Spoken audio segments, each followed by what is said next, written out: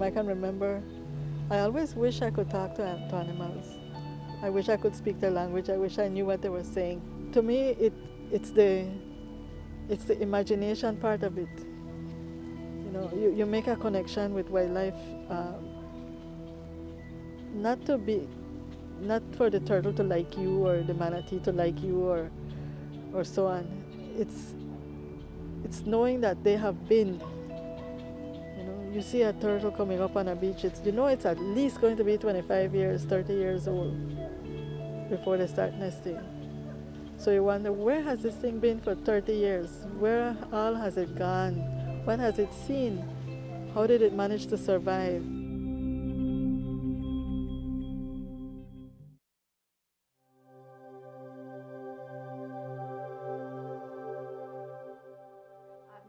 For 20 years and have learned from her for 20 years and have seen her teach others, and the guiding work that she does is essential to helping out other Belizeans to educate them on different issues of the environment and marine life, and she's been instrumental in really teaching our students and me. I think probably the most important thing that she's done, long-lasting in the country, is that she has been training tour guides, and she's really a strict trainer. I mean, she really wants them to be the best.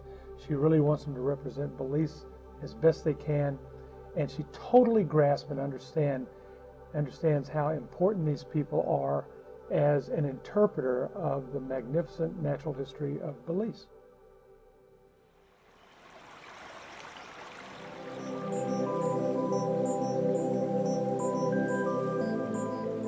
One of the memories that stick with me the most is the issues with these boaters and speeding in no-wake zones and killing manatees.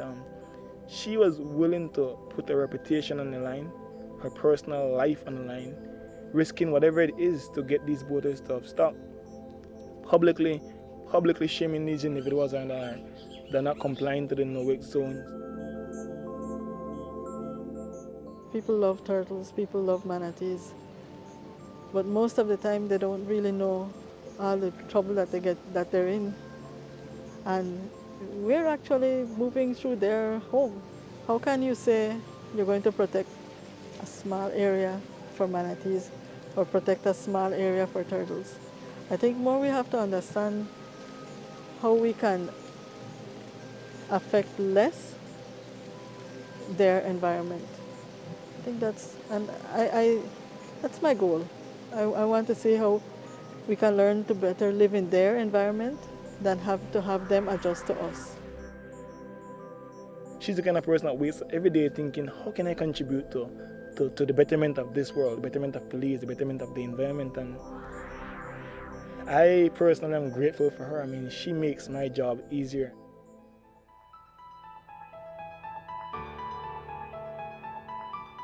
I think that my mother is an ocean hero because she creates other ocean heroes.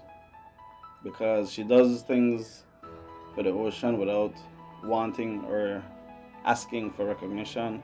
She does it out of necessity. And she has a passion for it. And through her, we are exposing the benefits and the beauty of the ocean to other people every day. So, that's going to be her legacy.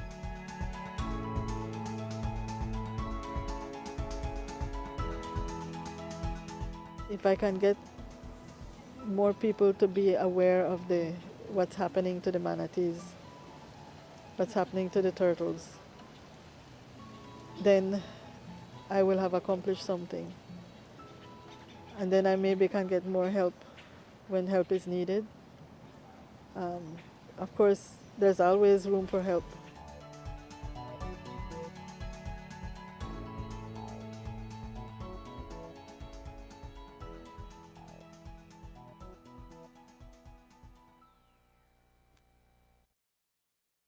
And welcome back. We are moving into our first conversation for the morning. The video that you've been watching is beautiful. The flora and fauna of this country is excellent. This is a wonderful country, and we've got good people who are actually risking their lives in taking care of it so we could eventually venture off into the real beauty of Belize. In with us is actually 2017 Ocean Hero Awardee, none other than Luz Hunter Senorita. Luz, good morning and morning. welcome. Thank you. Good morning. Good morning, Marlene. And Just Congratulations. Indeed, indeed. Looking at the video, you are a passionate individual, and I say that by getting all the goosebumps because it's really meant. You're out there, you see the real beauty. You made mention, Luz, that you wish you could actually speak to these animals. You wish you could communicate with them and get the real feel of these animals.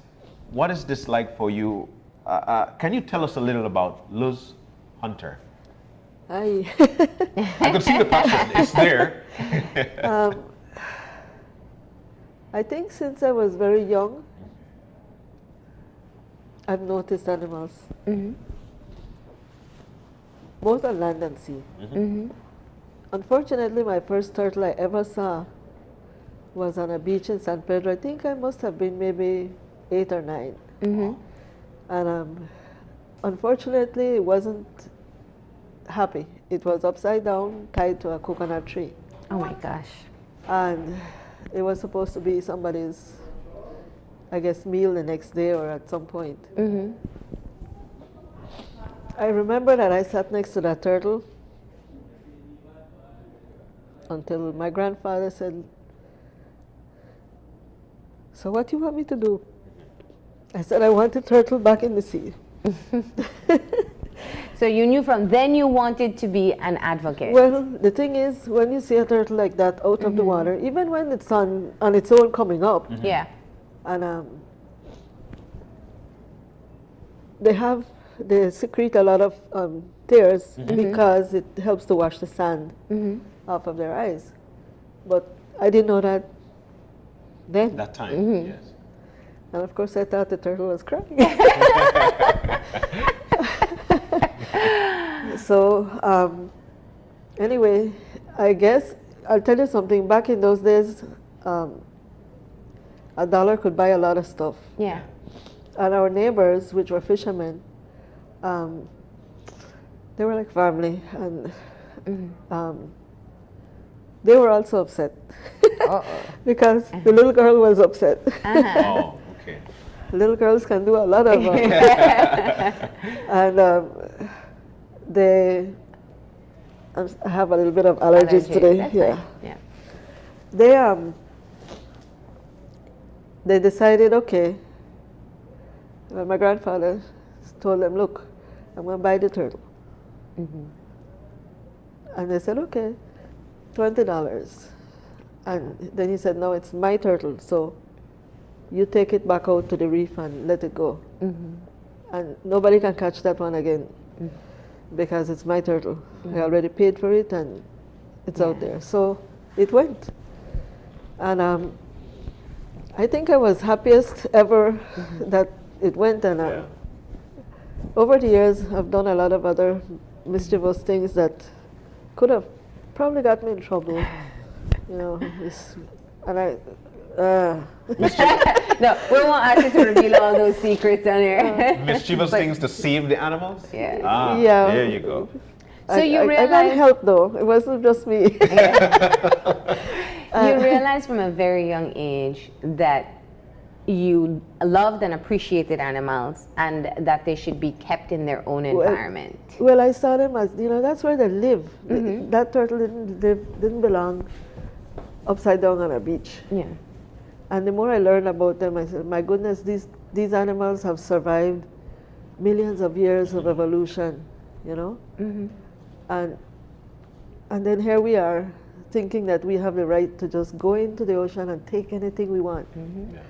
And I think that's part of the problem. We as humans, we seem to think that we are entitled. It's here for us. We don't realize we're part of everything. It doesn't belong to us. But yet, and that is true. But yet we want to eat everything that we see moving. That's not anchored down. It's not a tree. Eat it. Eat it. Yeah. And everything is where it is for a reason. those turtles feed on seagrasses. Some of them feed on algae that grows on the reef. They're maintaining the health of an ecosystem that we need. Because you know, a coral reef, if it's not growing, it's receding. Yeah. Because there's so many things that are wearing it down that it has to constantly be growing. The day we kill that reef, there's many things out there that will start whittling it down. When that happens, we are a coastal country. If you look at our population, our urban centers, from villages to large towns and the largest city, we all live next to the sea. Yeah. Yes. We're all protected by the coral reef, yet we take it for granted. We think it's just there because we need it, and it's always going to be there. Well, so you took your passion that you discovered as a young girl and turned it into a career. it kind of happened. I didn't, in high school, you know, you get close to graduation time and it's, so what are you going to do now? Yeah. Not too many choices then. That was back in 1973. Yeah. So I didn't go anywhere because I just, at the time I couldn't. And I think having grown up with my grandparents at the Key in the summers, we automatically learned to swim. I don't remember learning to swim. We were in the water all day. We caught fish and everything. So I was comfortable in the sea. Yeah. But my grandmother said, don't go to the reef because you're going to die. Till I was 12 and I got the opportunity to snorkel and I said, what? All of this has been under the water. And so after that, any opportunity to go to sea, to the reef, I'm out there. But my first opportunity came when I was, well, my ex-husband was a captain on a sailboat. And fortunately for me, his cook turned up very drunk. So the marina manager looked at me and says, Mama knows you can cook, right? I said, yes, I can. He says, well, you're on the boat for a week. And I was like, yes. So all of a sudden, the knowledge I had of the sea and the not being afraid of being on the water, because I think that's the problem. Not many people wanted to go on a boat for a whole week. You know? And that started from one boat, ended up on another boat and another boat. And so now, every year for about 2 or 3 months, I work on a small cruise ship. And we travel up and down the coast. So we go to the same area. So I've been monitoring from 97, 98, 99. I swim the same reef in the same areas, and over time, I can see the changes. And there's a good thing about being 60. A 30-year-old has not seen what I saw. What you've seen, yeah. And I realize right now that a lot of people that think, oh, this is fantastic, they are seeing 10% of what it used to be when I saw it the first time. So I can measure things that are changing in my lifetime. That's bad. I shouldn't be able to do that. You would want to see it improving rather than becoming less beautiful, less alive. Less fish, more dead corals, you know. It shouldn't be happening in one lifetime. That's too fast. That's too fast, yeah. Now, this is where we understand, and you know, the Ocean Hero Award, which Oceana, Belize disseminates each year, it looks for persons who have been working to make an impact in terms of sustainability in the future and awareness. And they recognize that your role as a tour guide and in training other people and working with educational institutions, like we saw with the professors from Loyola University, has been a part of the advocacy and also the collection of new information.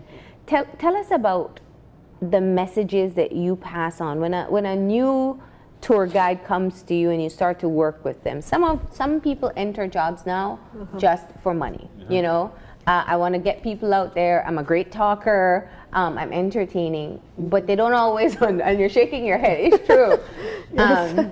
But they don't understand the impact they can have. So tell me how you relay that message to them.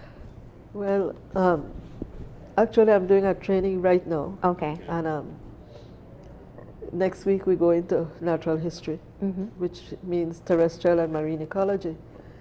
And I say ecology because ecology teaches you how things interact, how ecosystems, how everything in an ecosystem has a role, and that's what I try to show them. And they're connected. And then they can see, if they can understand how something works, then they can appreciate and love it and protect it. If you don't understand that there is a connection between every living thing in the sea, everything depends on each other, you remove one thing out and you throw everything off balance.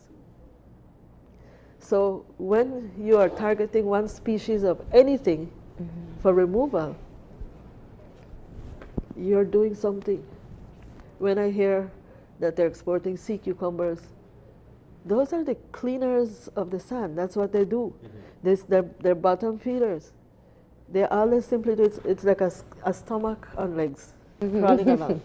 And all they do is suck in the sand, digest anything that's digestible, and clean sand comes out the other end. That's a great visual. You know? Extremely. So when you say we're going to start exporting, I'm going, oh my gosh, why? Who's not thinking out there? Conch. They have a life cycle. They do things a certain time of the year, a certain way. Most of the time they can go into deeper waters.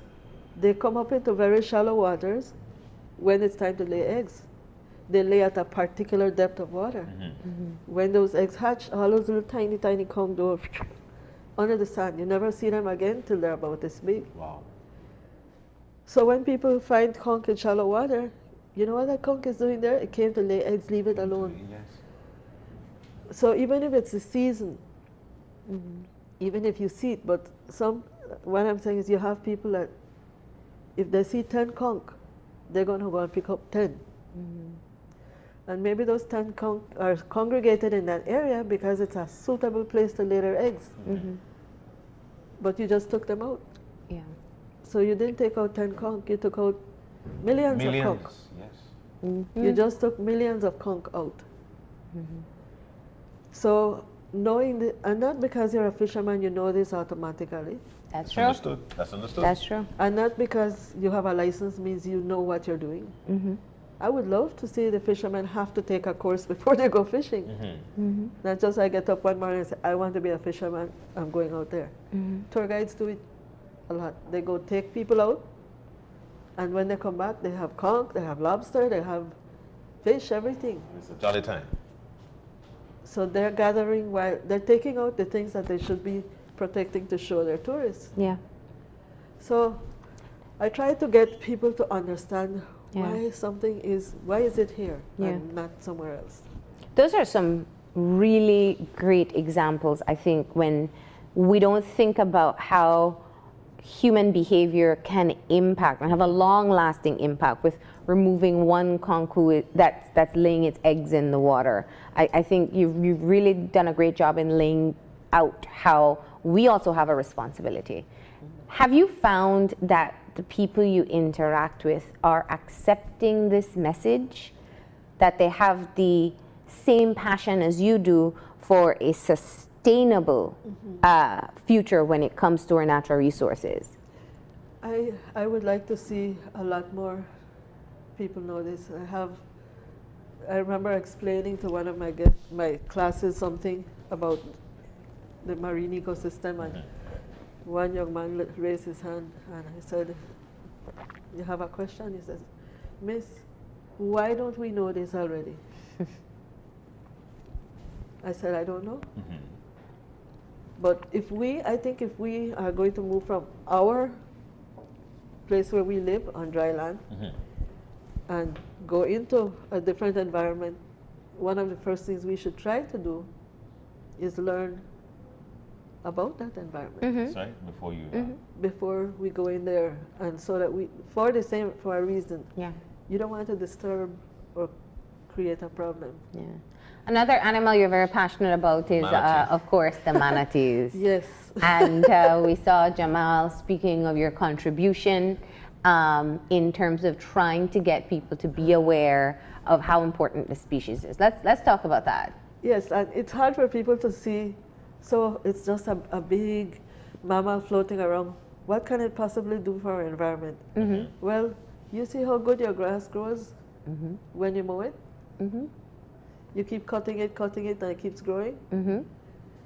Well, they're out there trimming that big old lawn that's out there, and they produce a lot of, after they eat that, The waste. they produce the waste, and that starts the food chain. So you get more fish, more small fish. more when you have a good population of manatees and whales and other mammals. We have a connection with the manatees. We don't realize it. What's the connection? Manatees, turtles, and us. What do we all do that's the same? Eat. We all breathe air. Okay? We have to be at the surface. So even if we go into the sea, We have at to some come up. point, We have to come up. even if you're scuba diving, when that air in the tank is done, you better be have to up come there. up. You don't let that end finish up down too far deep. You better be close to the surface. So we're connected to the surface. So the surface is where we're connected to We're because connected we breathe because air. we need that same air to breathe. Oxygen, yes. So that in itself is the biggest threat. Turtles get hit a lot at the surface, and manatees get hit a lot at the surface. They have two things in common. Turtles have to come up to the beach if they're female to lay those To eggs. lay the eggs, yeah. So they have to be close to shore. Manatees, the same thing. They have to breed. When they have young, they don't do that in deep ocean water. Yeah. They go into very calm, very secluded, area. shallow areas. When that manatee is born, it has to quickly come to the surface, and sometimes the mother even has to help Help. bring it up. So I've seen them where the baby is on top, come up It lifts the it air. up. Yeah. So, and that's where we also live, Yeah. on the shore, close to shallow water. So over time, fast boats, population areas, pollution, fishermen with nets across the mouths of the rivers. And that's really bad for manatees. And ignorance for those who want to probably stone it because there's an animal in the water. Yeah. And I've seen people do that. Wow. You know, why do that? Oof, throw a stone. I said, hey man. Yeah. So yeah, but you it's take all education. the opportunities you can to be able to educate people about these things, and I think obviously the work that you have done has been recognized, although I'm pretty sure you'll say you were never seeking recognition. I almost told him no thanks. So what did it feel like for you to have been named as this year's Ocean Hero Awardee? Well, it was a big surprise Yeah. to even find out I was nominated. Then, as time went on, then they said, "Oh, you have to come and do a video." I go, I don't. You know, it was all. Then I said, you know what? I'll go do the video because I probably won't get selected anyway. You know, it's gonna probably end right there. It's Yeah. not, it won't go. And so, even the day that I got the phone call, I thought they were calling to tell me that I wasn't. So when I got it, I was like, oh my goodness. Wow, you know. And I have I want you to understand, I don't do any of this alone, Okay. okay? This is not, and I told them that I was accepting that award on behalf of my volunteers. It's theirs. Yeah. And I want each one of them to take a picture with it. It's theirs. Yes. And but it sort of made me think that, you know what, I should be doing a lot more. You know, there's Yeah. still more to do, and so I think there's more that I need to do. So So And you I have- have to get busier. Sorry. from among the amount of people who were actually chosen, or who actually submitted videos. Do you know the amount of people? I have no You idea. have no idea. Nobody told me. Yeah. All you know now is that you're the 2017 Oceana Hero Awardee. Yeah. You and I. Madison. You yeah. and Madison. Yeah. Okay. Okay. And I wanted to talk a bit about, because not only do you educate, but you also take action as well. You mentioned your volunteers, and you also organize quite a bit of cleanup initiatives as well. Yes. Yeah.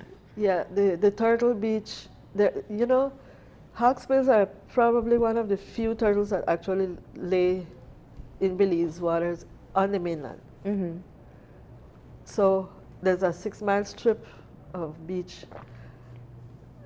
Just you come out the Manatee River and then south, a Okay. little bit north, but mostly south Mm-hmm.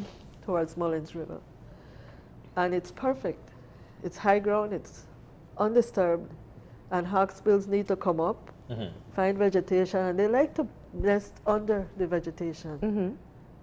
So for me, a big threat for that area would be development. Yeah. I'd like to stop it before it starts. Mm-hmm. Okay. The problem is that there's a lot of garbage washes up. The same currents that bring all From the out of the river, nutrients to yeah. feed the reef also bring at the surface The lots garbage. of garbage. Garbage, yes. We can't possibly clean the entire 6 miles, but what we look for is if any what we call open-ended containers, something that a little turtle can, because when they come out, it's like, You go straight to the water. It's a race to Water. the reef. Yes. so they go, but there's nothing in their DNA that tells them what plastic is. Yeah. So if they crawl into a bucket that's on their way, they don't know to turn around and go back out. Yeah. So we have occasionally found little dried up ones inside. Wow. Oh. So what we do, we walk the whole beach and try to pick up, we leave the bottles and things for last because they can't get in there. So what we're doing, we're not cleaning it up to make it pretty. We're Yeah. cleaning it up to keep To help them from getting- survive. to give them a fighting chance, because you know, out of every 500, only one survives. Every 500. Every 500, only one So- survived. So if we can increase those odds anywhere along their journey to adulthood, we should. Because right now they're facing more and more challenges. Imagine a turtle that comes up to nest for the first time. Probably came off of that beach when there was no plastic. So right now they are facing a threat that they've never faced before. You know, you mentioned that with the 6 miles of beach that is on that particular island that you It's spoke on the about. mainland. It's on It's on the mainland. Yes. I would think, I would think that this is an initiative that should be taken up by probably the secondary schools or the tertiary level education folks who would eventually go on out there to, because it's very important that we take care of the ecosystem. We go into these institutions to learn, but we can't be minimal in learning when we know for a fact that we are able to take care as much as possible. You're saying it's impossible But- for 6 miles, but Yes, we've got a lot of but- people on the mainland. But but let me give you let me tell you how you get there. All right, let's go. Let's go. First, you have to travel the coastal road, which sometimes It's impossible. It's impossible. And we have gotten stuck and had to take the longer way, and it ended up costing us more money, which we don't have. So we get there, that's the first thing, getting there. Then we have to get a boat to take us across the lagoon. And then we walk 2 miles across the savannah, through the mangroves, to the beach. Wow. Once we get to the beach, then we walk the 3 miles this way and 3 miles that way.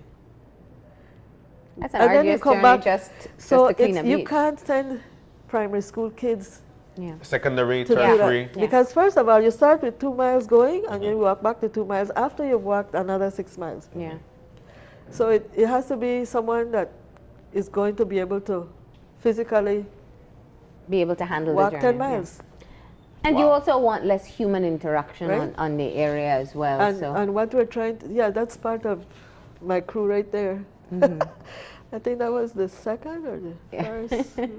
So you have Yeah. started this initiative, and I think it obviously shows that it's not just about advocating on behalf of the turtles or educating people. It's also doing something in addition to it. Yeah, we work with Kevin Andrewin, who is the researcher down there. He's from Gales Point, and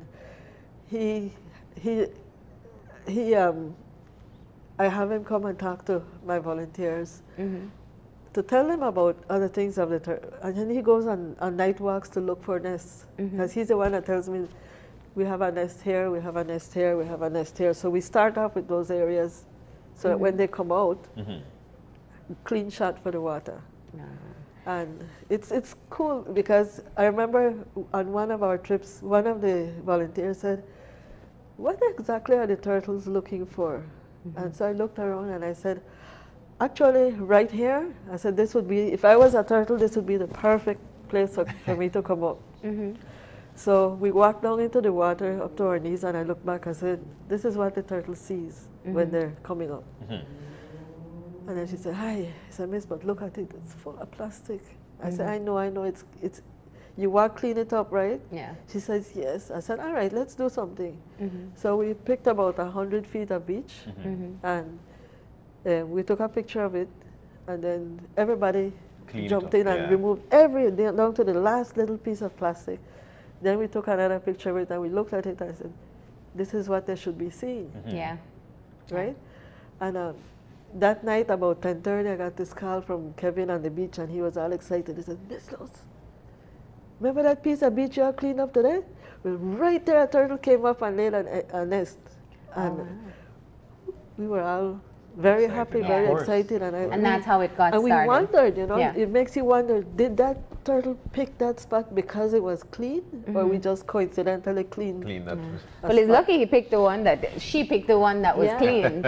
Yeah, so she didn't get to see all the garbage going out. She didn't know the risk she was going to encounter. Yeah. Now let's take the opportunity. I think it's so great of Oceana Belize to recognize the work that people are doing. Especially because there are many organizations that work, but there are also people who just start exactly how you said. You look at a problem and you decide to just do something about it, not look for resources. And it's just about being able sometimes to take action. Yes, the resources are necessary, but tell us what you would like the public to know. Since you have been able to get the award, it gives you an opportunity to be able to share your message. What is your message to the Belizean public? Take care of the environment. Take care of it in any way you can. One big thing that people can do right now is stop depending so much on plastic disposables. The amount of stuff I saw out there, I know people like to say, oh, it's not from here, it's from the cruise ships, it's from this, it's from that. Well, when you find a bottle of water that you know is made here, and when I say no call, no name, but it's a well-known brand, and it's full of rice and beans. You can't say that doesn't come from here. So the bottle filled with rice and beans. Yes, and that puzzled me. That's the strangest thing I ever found. Maybe the fisherman carry on container? No, I found it's funny. Belize is small, you find out things if you wait long enough. And one of our trips, one of our volunteers, I mentioned it because they said, Miss, what's the strangest thing you find? And when I told him about it, he smiled and he said, I know where I come from. I said, really? He says, yes. The tour guides that take people out to rendezvous take rice and beans in bottles to feed fish. I said, so they do two things wrong. Wow. You're not supposed to feed fish. There is nothing underwater that even closely comes to rice and beans. So yes, they will eat it. But it doesn't mean it's part of their natural diet. Right. And they could cause those fish to just die. Yeah. If they can't digest it and they become full of rice and beans. Imagine dying from rice and beans.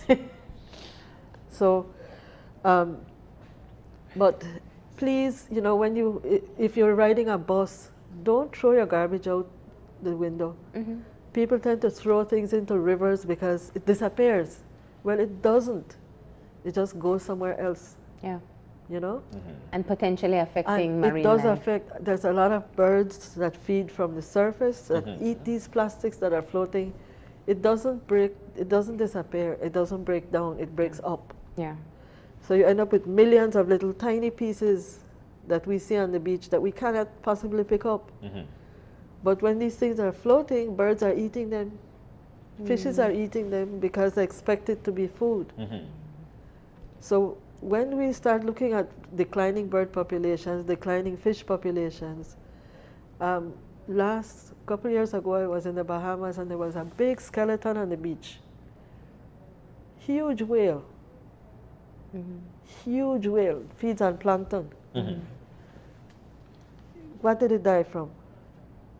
When it washed up on the beach and they cut it open, the stomach was full. It had, I don't know how many pounds of garbage Oh, God. that Yeah. it had swallowed over time. So we are not just using everything out of the ocean, we are destroying everything else. So plastic. Get rid of Reduce. your plastic bags. Take a bag to shop. Ask them for an old box. You're going to throw it out anyway. At least make the box. It's biodegradable. Yeah. There are biodegradable products now. You pay a little bit more, but what is it worth in the long run? You know. So I have a good friend, Luis Garcia, who has been working along with me, with anybody that wants to, cleaning the rivers, you know, providing biodegradable stuff. Use it. Make use of it.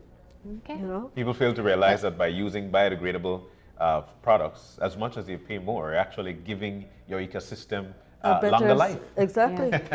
So I you know, I plastics. think it's so important what you're saying, and it shows that we all have a collective responsibility from what type of materials we're using to what we do with them after Yes. we've used them, and always, of course, to pay attention to our own behaviors, whether it's in a boat that's speeding or you're driving the boat that's speeding, Yes. and the impact it can have there. Yes, and for the captains of boats that you're cruising along our waters, you know,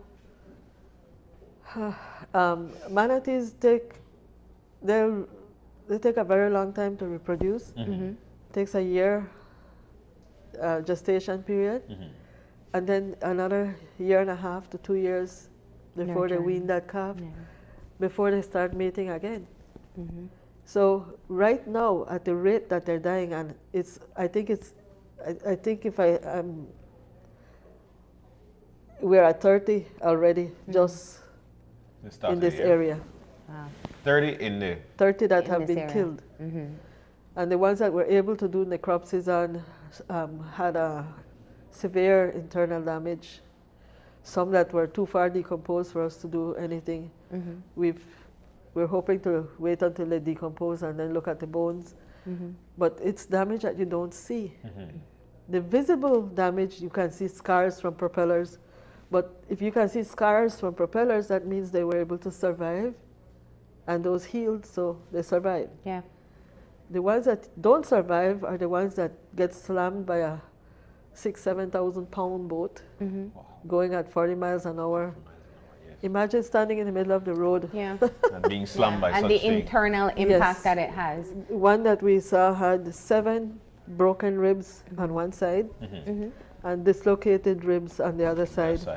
So something Impacted, yes. That was a on heavy top impact. of it, right? You know, and then just before, because I know that we're lost for time, and then we continue to wonder why we barely have fish in the area, when for a fact that we actually contribute to it by the way that we drive or we navigate these boats.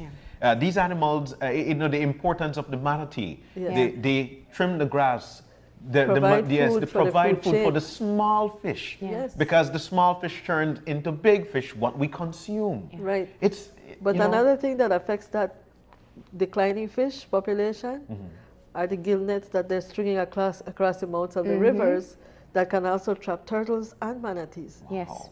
And everything else, just about And everything. remember what I Yeah. said about we're connected to Yeah. the surface These because we animals- breathe, Yeah. right?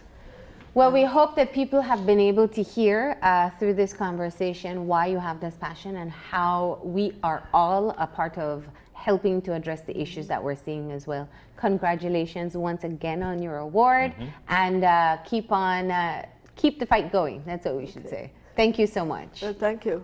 We're gonna And go. remember not to buy any seafood that's illegal size. Gotcha. because that also contributes. And out of season, right? Out of season, Yeah. there is a season because that's reproduction time. That's right. We're going to go ahead now and take a break, and when we come back, we'll be focusing on obesity in Belize. So stay tuned.